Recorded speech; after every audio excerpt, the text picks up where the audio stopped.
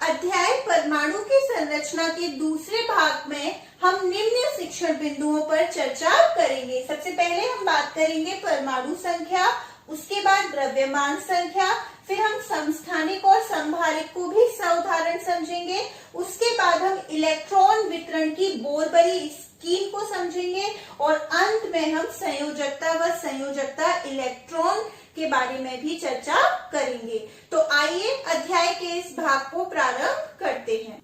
परमाणु संख्या, परमाणु संख्या कहें या हम परमाणु क्रमांक, एक ही बात है। इसे हम इंग्लिश में एटॉमिक नंबर कहते हैं और इसे हम कैपिटल Z से निरूपित करते हैं। क्या होता है ये परमाणु संख्या?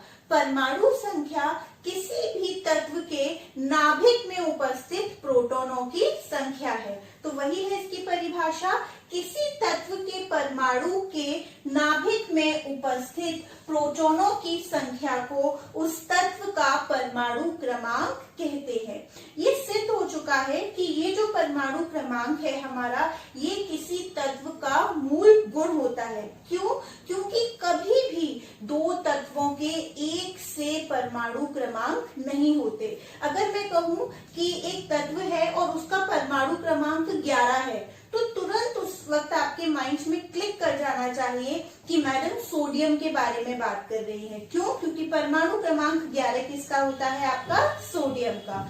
पिछले अध्याय में हम तत्व और उनके प्रतीक के बारे में पढ़ चुके थे। तो यहाँ मैंने एक वही टेबल दिखाई है डायग्रामेटिकली, जिसमें आपके तत्व दिए गए हैं, उनके नाम, उनके प्रतीक और उनके परमाणु क्रमांक, जो आप सभी को अच्छे से लर्न होने चाहिए। जब हमें परमाणु क्रमांक पता होगा तभी हम उसमें इलेक्ट्रॉन, प्रोटॉन, न्यूट्रॉन की संख्या निकाल सकते हैं और जो हम अभी इसके आगे इलेक्ट्रॉनिक वितरण पढ़ेंगे वो भी हम निकाल सकते हैं। मैं एक बार इसे रीड कर देती हूँ, आपको इसी क्रम में इसको लर्न करना है। तो हम देख लेते हैं तत्व: hydrogen, helium, lithium, beryllium, boron, carbon, nitrogen, oxygen, fluorine, neon, sodium, magnesium, aluminium, silicon, phosphorus, sulphur, chlorine, argon. यहाँ मैंने सिर्फ 18 तत्वों के प्रतीक और उनके क्रमांक दिए हैं, परमाणु क्रमांक। इसके बाद अगर हम देखें तो हमारा पोटेशियम आएगा, उसके बाद calcium, scandium and so on. लेकिन आपको एटलीस्ट 9th क्लास तक ये 18 एलिमेंट्स उनके परमाणु क्रमांक के साथ लर्न होने चाहिए। अब एक और इम्पोर्टेंट बात करें हम, तो हम पिछले अध्याय में इस भाग में पढ़ चुके हैं कि हमारा परमाणु क्या होता है? विद्युत उदासीन होता है। इसका मतलब जितने उसमें प्रोटॉन होंगे उतने ही उसमें क्या होंगे? इलेक्ट्रॉन। तो मैं लिख सकती हूँ Z, यानी कि हमारा जो परमाणु हमारा संख्या है उसको हम लिख सकते हैं क्या? नाभिक में उपस्थित प्रोटॉनों की संख्या। प्रोटॉन मैं लास्ट उसमें बता चुकी हूँ, हम P+ से रिप्रेजेंट करते हैं। जैसा कि हमारा ये क्या है? विद्युत उदासीन। तो Z हमारा और क्या बताएगा? कक्षाओं में उपस्थित इलेक्ट्रॉनों की संख्या। कक्षाओं में उपस्थित इलेक्ट्रॉनों की, E नेगेटिव यानी इलेक्ट्रॉनों की संख्या। तो परमाणु क्रमांक अगर हमें किसी तत्व का पता है तो हमें उससे क्या पता चल जाएगा? उसमें प्रोटॉन की संख्या कितनी है और उसमें इलेक्ट्रॉनों की संख्या कितनी है। अगर मैं यहाँ से मैग्नीशियम ही तत्व ले लूं, परमाणु क्रमांक कितना है उसका? 12। तो उसमें प्रोटॉन की संख्या क्या होगी? 12 और इलेक्ट्रॉन भी कितने होंगे हमारे? 12। अब अगर मैंने कह दिया कि कोई तत्व है जिसमें 13 इलेक्ट्रॉन है, ध्यान से समझिएगा, मैंने कहा कोई तत्व है जिसमें 13 इलेक्ट्रॉन है, 13, तो उसका परमाणु क्रमांक क्या होगा? तो ऑटोमेटिकली परमाणु क्रमांक भी उसका क्या हो गया? 13। मतलब अगर हमें परमाणु क्रमांक पता है तो हम उसे प्रोटॉन की संख्या, इलेक्ट्रॉन की संख्या निकाल सकते हैं, और अगर हमें प्रोटॉन की संख्या पता है तो हम उससे उसका क्या निकाल सकते हैं? परमाणु क्रमांक। हम सभी जानते हैं कि परमाणु का जो संपूर्ण द्रव्यमान होता है वो उसमें उपस्थित उसके प्रोटॉनों और न्यूट्रॉनों के कारण होता है, जो किसमें उपस्थित होते हैं, हमारे नाभिक में। तो द्रव्यमान संख्या और कुछ नहीं, ये हमारी प्रोटॉन और न्यूट्रॉनों की कुल संख्या का योग है। द्रव्यमान संख्या को हम कैपिटल ए से भी निरूपित करते हैं। तो वही लिखा हुआ है यहाँ, किसी तत्व के परमाणु के नाभिक में उपस्थित प्रोटॉनों और न्यूट्रॉनों की कुल संख्या को उस तत्व की द्रव्यमान संख्या कहते हैं। तो द्रव्यमान संख्या बराबर प्रोटॉनों की संख्या प्लस न्यूट्रॉनों की संख्या। प्रोटॉनों की संख्या मैंने पी से दिखाई है, न्यूट्रॉनों की संख्या एन हम जानते ही है। तो क्या सूत्र बन गया एक तरीके से हमारा, ए बराबर पी प्लस एन। अब हम देख लेते हैं किसी परमाणु को दर्शाने का तरीका क्या होता है। मान लिया हमने, सबसे पहले हम क्या लिखते हैं, उसके तत्व का प्रतीक।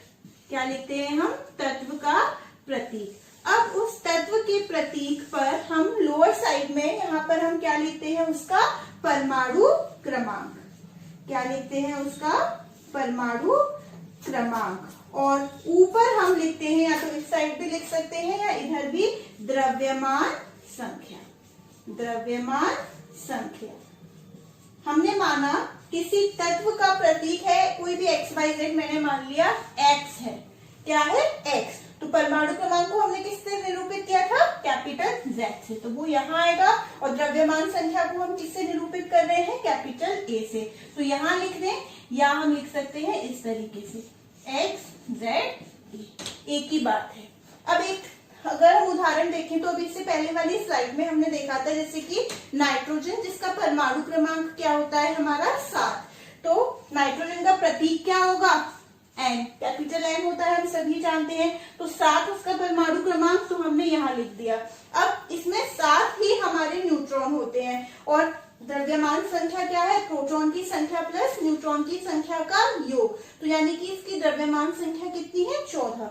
तो यहाँ भी लिख सकते हैं 14, इसको हम इस तरीके से निरूपित करेंगे, या फिर इस तरीके से। दोनों ही ठीक है, किसी बुक्स में ये पैटर्न दिया है, किसी बुक्स में ये। मतलब लोअर साइड पे हम क्या लिखेंगे, आपको पता होना चाहिए, परमाणु क्रमांक, और उसके ऊपर क्या लिखेंगे हम, अपर साइड में द्रव्यमान संख्या। अब हम परमाणु क्रमांक और द्रव्यमान संख्या यानी कि मास नंबर से संबंधित कुछ आंकिक उदाहरण देख लेते हैं। सबसे पहला आंकिक उदाहरण है हमारा, एक तत्व का परमाणु क्रमांक 17 तथा द्रव्यमान संख्या 35 है। इसमें प्रोटॉनों, इलेक्ट्रॉनों तथा न्यूट्रॉनों की संख्या बताइए। हमें क्या दिया हुआ है, परमाणु क्रमांक। परमाणु क्रमांक को हम किससे निरूपित करते हैं, अपना Z से। परमाणु क्रमांक यानी कि Z बराबर हमें दिया है 17, और क्या दिया है हमें, द्रव्यमान संख्या। द्रव्यमान संख्या हम किससे निरूपित करते हैं, कैपिटल ए से, और वो कितनी दी हुई है हमें, 35। अब हमें क्या क्या निकालना है, हमें प्रोटॉनों की संख्या निकालनी है, इलेक्ट्रॉनों की संख्या निकालनी है, और न्यूट्रॉनों की संख्या निकालनी है। अब हम ये जानते हैं कि Z यानी कि परमाणु क्रमांक बराबर हमारे क्या होता है, प्रोटॉनों की संख्या, प्रोटॉनों की संख्या। और जैसा कि हम जानते हैं परमाणु विद्युत उदासीन होता है, तो ये ही क्या होगी उसमें, इलेक्ट्रॉनों की संख्या। ये मैं आपको बता चुकी हूँ, इलेक्ट्रॉनों की संख्या।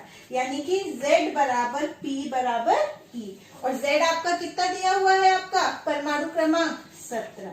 तो प्रोटॉनों की संख्या और इलेक्ट्रॉनों की संख्या कितनी हो गई हमारी, 17। तो प्रोटॉन भी 17 हो गए, इलेक्ट्रॉन भी हमारे 17 हो गए। अब हम जानते हैं हमारा जो द्रव्यमान संख्या होती है, द्रव्यमान संख्या किसका योग होती है हमारी, प्रोटॉनों, और किसका योग, न्यूट्रॉनों। प्रोटॉन और न्यूट्रॉन का योग। द्रव्यमान संख्या हमें कितनी दी है उसने, 35 दी है। और प्रोटॉन की संख्या अभी हमने पता कर ली कितनी है हमारी, 17। तो अब n यहाँ, अब हम ये 35 और ये यहाँ के किसके बन जाएंगे, नेगेटिव के n। तो ये हमारा कितना आ गया, 18। तो यानी न्यूट्रॉनों की संख्या हमारी कितनी निकल आई? 18। तो प्रोटॉन भी 17, इलेक्ट्रॉन भी 17 और न्यूट्रॉन हमने कितने निकाल लिए? हमारे 18। जैसा कि हम जानते हैं कि कभी भी दो तत्वों के एक से परमाणु क्रमांक नहीं हो सकते, पर प्रकृति में एक ही तत्व के कुछ ऐसे परमाणु पाए जाते हैं जिनके परमाणु क्रमांक तो समान होते हैं, लेकिन जो द्रव्यमान संख्या होती है वो अलग अलग। और ऐसे तत्वों को, ऐसी स्पीशीज को हम कहते हैं समस्थानिक, जिसे हम इंग्लिश में कहते हैं आइसोटोप्स। तो इसकी क्या परिभाषा है? एक ही तत्व के वे परमाणु जिनके परमाणु संख्या समान, वेरी इंपॉर्टेंट, परमाणु संख्या यानी कि Z समान, परंतु द्रव्यमान संख्या भिन्न भिन्न हो, समस्थानिक कहलाते हैं। अगर हम उदाहरण की बात करें तो सबसे पहले हम देख लेते हैं हाइड्रोजन के समस्थानिक। हाइड्रोजन के कितने हमारे समस्थानिक है? 3, प्रोटियम, ड्यूटेरियम और ट्राइटियम। इसको हम लिखते हैं प्रोटियम को 1H1 और ड्यूटेरियम को हम लिखते हैं 1H2 और ट्राइटियम को हम लिखते हैं 1H3। तो आप देख सकते हैं इन तीनों में परमाणु क्रमांक क्या है? समान, 1 1 1। लेकिन जो हमारा द्रव्यमान संख्या है वो अलग, इसमें 1 है, इसमें 2 है और इसमें 3। अगर मैं न्यूट्रॉन की संख्या की बात करूं तो प्रोटियम में न्यूट्रॉन नहीं होते। ड्यूटेरियम में बात करूं तो 2 - 1 न्यूट्रॉन होगा और ट्राइटियम की बात करूं तो 3 - 1 हमारे न्यूट्रॉन कितने हो जाएंगे? 2। नेक्स्ट हम उदाहरण देखते हैं क्लोरीन के समस्थानिक के। क्लोरीन के हमारे 2 समस्थानिक होते हैं। एटॉमिक नंबर यानी कि परमाणु क्रमांक कितना है? 17। हमारा एक होता है 35 और एक होता है हमारा 37 यानी कि 37। यहाँ से पता चलता है कि प्रकृति में बहुत से जो तत्व हैं उसमें समस्थानिकों का क्या मिलता है? मिश्रण मिलता है। तो अब एक सवाल उठता है कि कौन सा द्रव्यमान लिया जाए क्लोरीन का? 35 वाला या फिर 37 वाला? ऐसी परिस्थिति में हम औसत द्रव्यमान संख्या की गणना करते हैं और ये गणना हम किस उस आधार पे करते हैं कि किस समस्थानिक का कितना प्रतिशत प्रकृति में पाया जाता है। यहाँ पर जो हमारा 35 वाला है इसका लगभग 75% हमारे प्रकृति में पाया जाता है और इसका लगभग 25%। तो हम यहाँ से क्या करते हैं? औसत द्रव्यमान संख्या की गणना करते हैं। हमारा 35 वाला कितना है? 75% और हमारा 37 जब द्रव्यमान संख्या है उसका कितना प्रतिशत पाया जा रहा है? हमारा 25%। जब आप ये कैलकुलेशन करेंगे तो ये लगभग हमारा आता है 35.5 यू आप पढ़ चुके होंगे पिछले अध्याय में, एटॉमिक यूनिट होती है। इस तरीके से हम जो द्रव्यमान संख्या लिखते हैं वो क्या लिखते हैं? क्लोरीन की 35.5। अगर किसी तत्व का समस्थानिक नहीं है तो उसका जो हमारा द्रव्यमान संख्या है वो किसका मतलब मास बता रहा है हमें? प्रोटॉन का और न्यूट्रॉन का। अगर अब हम कार्बन के समस्थानिक देखें तो कार्बन के भी 2 समस्थानिक होते हैं हमारा। एक परमाणु क्रमांक तो 6 है, एक 12 वाला और एक हमारा होता है 14 वाला। अब एक बहुत इंपॉर्टेंट नोट मैंने यहाँ पर लिखा है, समस्थानिकों के रासायनिक गुण समान लेकिन भौतिक गुण अलग अलग होते हैं। उनके जो रासायनिक गुण हैं वो इसलिए समान होते हैं क्योंकि इनमें जो संयोजकता इलेक्ट्रॉन की संख्या होती है वो क्या होती है? समान। अभी हम बात करेंगे संयोजकता इलेक्ट्रॉन क्या होते हैं। समस्थानिक के प्रयोग को देखें तो वो कुछ इस प्रकार है। सबसे पहला प्रयोग है कि कोबाल्ट के समस्थानिक का प्रयोग कैंसर के ट्रीटमेंट में किया जाता है और वो कौन सा समस्थान है? कोबाल्ट 60। तो वही लिखा है कैंसर के उपचार में कोबाल्ट के एक समस्थानिक का उपयोग होता है। दूसरा प्रयोग घेंगा रोग, जिसे हम इंग्लिश में गॉइटर कहते हैं। घेंगा रोग के उपचार में आयोडीन के समस्थानिक का उपयोग होता है और कौन सा? आयोडीन 131। नेक्स्ट है यूरेनियम के एक समस्थानिक का उपयोग परमाणु भट्टी में ईंधन के रूप में किया जाता है। यूरेनियम 235 का उपयोग न्यूक्लियर रिएक्टर्स में किया जाता है। अगर और उपयोग देखें तो हमारे जो रक्त का थक्का जम जाता है, ब्लड क्लॉट, उसको ट्रीट करने के लिए सोडियम 24 उस समस्थानिक का प्रयोग किया जाता है। ठीक इसी तरह कार्बन का समस्थानिक कार्बन 14 उसका प्रयोग किया जाता है, जो बहुत पुराने ओल्ड आर्टिकल्स होते हैं उनकी एक तरीके से आयु को ज्ञात करने में। यहाँ हमने बात कर ली समस्थानिक की। अब हमारा नेक्स्ट टॉपिक है समभारिक। ये बिल्कुल समस्थानिक के विपरीत है। समस्थानिक में क्या था, परमाणु क्रमांक समान और द्रव्यमान संख्या अलग अलग। यहाँ क्या है कि द्रव्यमान संख्या तो समान होगी लेकिन परमाणु क्रमांक अलग अलग, तो हमारे तत्व भी बदल जाएंगे। वही लिखा है, ऐसे तत्व जिनकी द्रव्यमान संख्या समान हो किंतु परमाणु क्रमांक भिन्न हो समभारी कहलाते हैं। अब हम कुछ उदाहरण देख लेते हैं। सबसे पहला हम बात करते हैं कार्बन तथा नाइट्रोजन। हम सब जानते हैं कार्बन का प्रतीक C, नाइट्रोजन का N। इसका परमाणु क्रमांक 6 होता है, नाइट्रोजन का 7। तो दोनों में परमाणु क्रमांक क्या हो गए, भिन्न, लेकिन C14 और नाइट्रोजन इनका द्रव्यमान संख्या क्या हो गया, समान। तो ये आपका पहला उदाहरण हो गया। दूसरा उदाहरण है कैल्शियम, आर्गन तथा पोटेशियम। ये भी क्या है, हमारे समभारी। हम जानते हैं कैल्शियम का प्रतीक Ca, आर्गन का Ar और पोटेशियम का K। कैल्शियम एटॉमिक नंबर यानी परमाणु संख्या 20, आर्गन का 18 और पोटेशियम का हमारा होता है 19, और इन सब में द्रव्यमान संख्या क्या है हमारी 40। इसका मतलब मैं कह सकती हूँ जो न्यूक्लियॉन्स की संख्या है, न्यूक्लियॉन्स यानी कि प्रोटॉन प्लस न्यूट्रॉन, उनकी संख्या का जो योग है वो क्या रहता है, समभारी में समान रहता है। एक पॉइंट और था इम्पोर्टेंट कि समस्थानिक में रासायनिक गुण समान लेकिन जो भौतिक गुण थे वो अलग अलग होते थे, लेकिन समभारिक में रासायनिक गुण भी क्या होते हैं, भिन्न भिन्न। क्यों? क्योंकि यहाँ पर जो इलेक्ट्रॉनों की संख्या है वो क्या होती है, अलग अलग।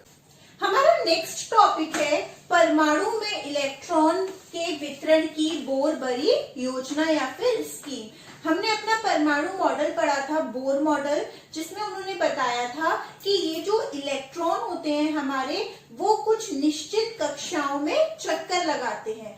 अब इन कक्षाओं में जो इलेक्ट्रॉनों की संख्या होती है वो भी क्या होती है, निश्चित होती है, और उनका वितरण किस प्रकार होगा वो हमारे वैज्ञानिक बोर और बरी ने बताया था। तो वही लिखा है, परमाणुओं की विभिन्न कक्षाओं में इलेक्ट्रॉन के वितरण के लिए बोर और बरी ने कुछ नियम प्रस्तुत किए जो इस प्रकार हैं। बहुत इंपॉर्टेंट नियम है, क्योंकि जब हमें ये नियम अच्छे से समझ आएंगे तभी हम किसी भी तत्व का इलेक्ट्रॉनिक विन्यास निकाल पाएंगे। सबसे पहला नियम, किसी कोश में इलेक्ट्रॉनों की अधिकतम संख्या को सूत्र 2n² से दर्शाया जाता है। कितने इलेक्ट्रॉन होंगे ये किस सूत्र से डिसाइड होगा, 2n², जहाँ n क्या है मैं आपको बता चुकी थी, प्रिंसिपल क्वांटम नंबर कह ले, हम कक्ष संख्या कह ले, या ऊर्जा स्तर। तो देख लेते हैं किस कक्ष में कितने इलेक्ट्रॉन होंगे। हमने कक्षा या कोश K, L, M, N। अब K के लिए n क्या होगी, वैल्यू 1, L के लिए 2, M के लिए 3 और N के लिए 4। 2n² सूत्र से क्या हो जाएगा, ये 1 का स्क्वायर 1 ही लेकर 2 1 जा 2। अब हमारा ये सूत्र क्या हो जाएगा, 2 का स्क्वायर, 2 2 जा 4, 4 2 जा 8। अब हमारा n शेल के लिए 3 3 जा 9, 9 2 जा 18, और लास्ट हमारा n शेल के लिए n क्या हो जाएगा, 4। तो 4 4 जा 16 और 16 2 जा 32। यानी कि K कोश में अधिकतम कितने इलेक्ट्रॉन आ सकते हैं, 2। L में कितने आ सकते हैं अधिकतम, 8।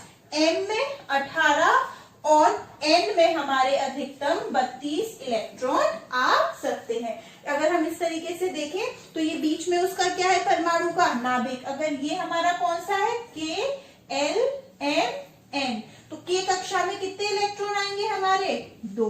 L में कितने आएंगे 8, 1 2 3 4 5 6 7 और 8। इसी तरीके से M में कितने आ जाएंगे हमारे 18, और तत्व क्या है उस पर निर्भर करेगा, और N में कितने हमारे 32। दूसरा नियम है सबसे बाहरी कोश में इलेक्ट्रॉनों की अधिकतम संख्या 8 हो सकती है। बहुत इंपॉर्टेंट, जो सबसे बाहर वाला कोश होगा उसमें केवल कितने इलेक्ट्रॉन अधिकतम आ सकते हैं 8। आप कहेंगे मैम बाहर M है तो उसमें 18 आ जाएंगे। अभी इसके लिए भी अलग नियम है कि एक साथ वो 18 इलेक्ट्रॉन नहीं आ सकते। कैसे कि सबसे बाहरी कक्ष में कितने इलेक्ट्रॉन अधिकतम रहने चाहिए 8।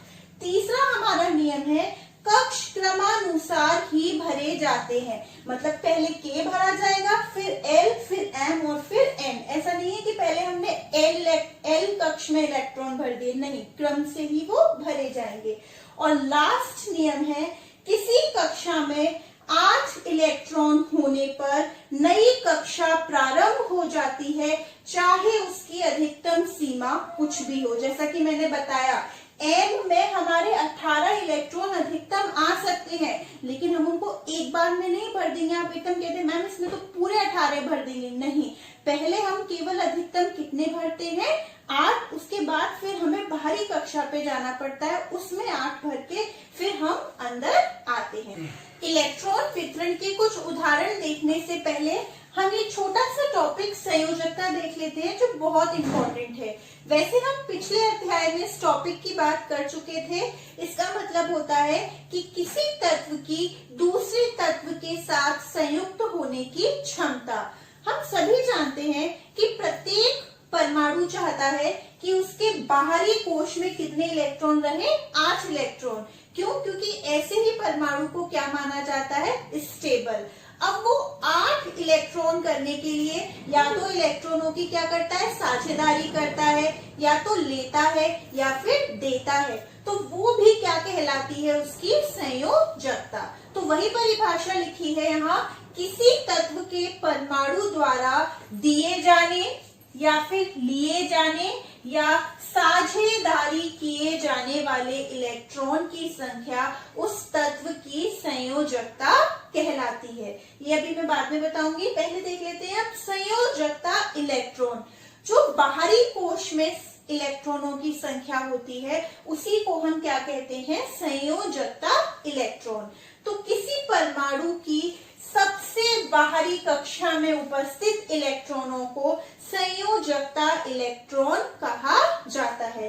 एक बहुत इंपॉर्टेंट नोट है, यदि किसी तत्व के परमाणु के संयोजकता इलेक्ट्रॉन 1, 2 या 3 है तो उसकी संयोजकता भी क्या होगी 1, 2, 3। और यदि किसी तत्व के बाह्यतम कोश में 4 से 8 इलेक्ट्रॉन है तो उस केस में संयोजकता क्या होगी, उसको हम 8 में से घटा देंगे, 8 माइनस संयोजकता इलेक्ट्रॉन होगी। अब मान के चलिए किसी तत्व में बाहरी कोश में इलेक्ट्रॉनों की संख्या 8 है, तो हम क्या करेंगे 8 माइनस 8, तो इसकी संयोजकता क्या आ गई 0। और ऐसे तत्वों को हम कहते हैं अक्रिय गैस, यानी कि इनर्ट गैस, जिनकी संयोजन करने की क्षमता या संयोजकता कैसी होती है 0। वे रासायनिक रूप से किसी भी अभिक्रिया में भाग नहीं लेती। तो वही यहाँ लिखा है, धातु की संयोजकता क्या हो गई, उसके बाहरी कक्ष में इलेक्ट्रॉनों की संख्या। और अधातु की संयोजकता क्या हो जाएगी, 8 में से उसको हम घटा देंगे, 8 माइनस बाहरी कक्ष में इलेक्ट्रॉन की संख्या। अब हम देख लेते हैं कुछ तत्वों के परमाणुओं में इलेक्ट्रॉनों का वितरण व संयोजकता। तो यहाँ पर मैंने कुछ तत्व ले लिए हैं, अब हम उसका स्टार्टिंग करते हैं कैसे वितरण होगा। सबसे पहला तत्व है हमारा कार्बन, जिसका प्रतीक C होता है, हम सभी जानते हैं। और परमाणु क्रमांक में मुझे उम्मीद है अब आपको लर्न हो गया होगा, कितना होता है 6। तो उस पर इलेक्ट्रॉनों की संख्या भी कितनी होंगी 6। अब हम करते हैं अपने इलेक्ट्रॉनों का वितरण। हमारे कोशों का नाम क्या है K, L, M और N। इसका मतलब हमें 6 इलेक्ट्रॉनों का वितरण करना है। K कक्षा में हमारे अधिकतम कितने इलेक्ट्रॉन आ सकते हैं 2, तो इसका 6 है, परमाणु क्रमांक क्या इलेक्ट्रॉनों की संख्या, तो 2 हमने भर दिए। अभी कितने और बचे हैं? 4 और बचे हैं। तो बाहर वाले एल में कितने आ सकते हैं हमारे? 8, लेकिन हम कितने भरने हैं अभी? 6 में से 2 गए तो 4। तो इसका मतलब कार्बन के कक्षा में 2 इलेक्ट्रॉन होंगे और एल कक्षा में हमारे 4 होंगे, एम और डैश में कोई नहीं होंगे। यहाँ पर संयोजकता इलेक्ट्रॉन कितने होंगे? संयोजकता इलेक्ट्रॉन यानी बाहरी कोश में इलेक्ट्रॉन, तो बाहरी कोश एल और इसमें कितने इलेक्ट्रॉन है? 4, तो इसकी संयोजकता इलेक्ट्रॉन 4। अब इसकी संयोजकता हम कैसे निकालेंगे? यानी कि जब मैंने बताया था जब 4 से 8 है तो हम उसे 8 में से घटा देते हैं, यानी 8 - 4, तो इसकी संयोजकता कार्बन की कितनी आ गई हमारी? 4। हमारा दूसरा तत्व है सोडियम, जिसका प्रतीक होता है Na और उसका परमाणु क्रमांक कितना होता है हमारा? 11। अब हम अपने इलेक्ट्रॉन देख लेते हैं। K में कितने आ सकते हैं? वही 2। L में कितने आ सकते हैं अधिकतम? 8। अब हमारे M में 18 आ सकते हैं, लेकिन हमें कितने इलेक्ट्रॉन भरने हैं? 11। 2 और 8 यानी कि 10 तो हम भर चुके हैं। अब कितने बचे? 1। तो हमारे M में कितने आ जाएंगे? 1, और N में 1 भी नहीं। तो यहाँ पर संयोजकता इलेक्ट्रॉन कितने हो जाएंगे? 1, क्योंकि बाहरी कोश M में कितने इलेक्ट्रॉन है? 1, और इस केस में संयोजकता भी कितनी होगी? 1। नेक्स्ट है हमारा क्लोरीन। क्लोरीन का प्रतीक होता है Cl और इसका परमाणु क्रमांक होता है 17। तो देख लेते हैं, K में कितने आएंगे? वही 2। L में कितने? 8। 8 और 2 10 हो गए। अब कितने इलेक्ट्रॉन बचे हमारे? 7। तो M में कितने आ जाएंगे? 7, क्योंकि हम जानते हैं कि M में एक साथ मतलब अधिकतम तो 18 आ सकते हैं, लेकिन एक बार में कितने आएंगे? 8, तो वो इससे कम है, और N में 1 भी नहीं। इस केस में संयोजकता इलेक्ट्रॉन कितने हैं हमारे? 7, लेकिन यहाँ संयोजकता कितनी होगी? 8 - 7। ये हम माइनस क्यों करते हैं? क्योंकि क्लोरीन के लिए अगर हम देखें तो 7 त्यागने से ज्यादा आसान रहेगा, 1 वो किसी से ग्रहण कर ले, इसलिए। अब आर्गन, इसका प्रतीक क्या है हमारा? Ar। इसका हमारा परमाणु क्रमांक होता है 18। तो क्या वितरण हो जाएगा? 2, इसमें 8 और इसमें 8 और इसमें 1 भी नहीं। तो संयोजकता इलेक्ट्रॉन कितने होंगे? 8, लेकिन इसकी संयोजकता क्या होगी? 8 - 8 यानी कि 0। ये हमारी क्या है? अक्रिय गैस। यहाँ से एक बात क्लियर हो जाती है कि जितनी हमारी अक्रिय गैसें होंगी उनके बाहरी कोश में कितने इलेक्ट्रॉन होंगे? 8, केवल हीलियम को छोड़कर। हीलियम के बाहरी कोश में कितने इलेक्ट्रॉन होते हैं? 2, और वहां एक ही कोश होता है हमारा K। लास्ट है हमारा कैल्शियम, जिसका प्रतीक होता है Ca और परमाणु क्रमांक है 20। इसकी इलेक्ट्रॉन वितरण देख लेते हैं, 2। अब L में कितने आ जाएंगे? 8। अब बचे कितने? 10। तो वही सवाल है, आप कहेंगे मैम M में 18 आ जाते हैं तो हम 10 एक साथ भर दे। नहीं, चौथा नियम याद कीजिए, एक बार में 8 भर सकते हैं, फिर हमें बाहरी कोश पे जाना होता है। तो यहाँ पे कितने भर दिए हमने? 8 अधिकतम। अब बाकी के कितने बचे हमारे? 2। तो 2 8 8 2। यहाँ पर संयोजकता इलेक्ट्रॉन कितने होंगे? 2, और संयोजकता भी हमारी कितनी होगी? 2। अगर हम इसका डायग्राम बनाना आ जाए कि इलेक्ट्रॉन वितरण का, तो मान के चलिए अगर मैं इसी कार्बन का बना रही हूँ तो बीच में तो हमारा क्या होगा? केंद्रक। ये हमारा K कोश हो गया, ये हमारा L। तो इसमें K में मैं कितने दिखा दूंगी? 2, और L में कितने दिखा दूंगी मैं? 4। सोडियम बनाऊं तो वही बीच में हमारा नाभिक, फिर K L, और यहाँ मेरे को M भी बनाना पड़ेगा। इसमें मैं 1 दिखाऊंगी, इसमें 2, और इस वाले में कितने? 8। 1 2 3 4 5 6 7 8। इस तरीके से आप अपने ये इस तरीके का डायग्राम बना सकते हैं। अध्याय के इस भाग की समाप्ति पर आप सभी को गृह कार्य में निम्न प्रश्नों के उत्तर हल करने हैं। सबसे पहला प्रश्न, यूरेनियम, जिसका ये क्या है? परमाणु क्रमांक, और ये क्या दिया हुआ है आपको? द्रव्यमान संख्या। यूरेनियम नाभिक में प्रोटॉनों तथा न्यूट्रॉनों की संख्या ज्ञात कीजिए। दूसरा प्रश्न है, सल्फर व मैग्नीशियम की संयोजकता ज्ञात करें। तीसरा, समभारिक क्या होते हैं? और आखिरी प्रश्न है, हाइड्रोजन के कितने समस्थानिक होते हैं?